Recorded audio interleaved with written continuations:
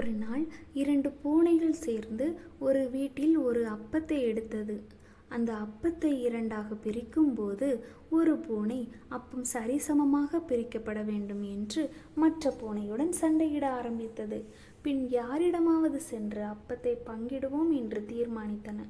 அதனால் 2 பூனைகளும் அப்பத்தை பங்கு பிரிப்பதற்காக ஒரு குரங்கிடம் சென்றன. குரங்கும் அப்பத்தை சமமாக பிரிக்க ஒரு தராசில் அப்பத்தை 2ஆக வெட்டி ஒவ்வொரு தட்டிலும் ஒவ்வொரு துண்டை வைத்து நிறுத்தி பார்த்தது. தராசின் ஒரு தட்டு கீழே தாழ்ந்தது. அப்பொழுது குரங்கு அந்த தட்டில் இருந்த அப்பத்துண்டை எடுத்து ஒரு கடி கடித்துவிட்டு மீதியை தட்டில் போட்டது. இப்பொழுது மற்ற தட்டு கீழே தாழ்ந்தது. அந்த தட்டில் இருந்த அப்பத்தையும் குரங்கு எடுத்து கடித்துவிட்டு தட்டில் போட்டது.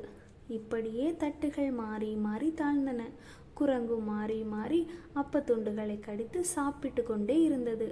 அப்பம் குறைவதை பார்த்த பூனைகள் தங்கள் தவறை உணர்ந்து பங்கு பிரிக்க வேண்டாம், நாங்களே பார்த்து கொள்கிறோம் என்று மீதமுள்ள அப்பத்தை தரும்படி கேட்டன.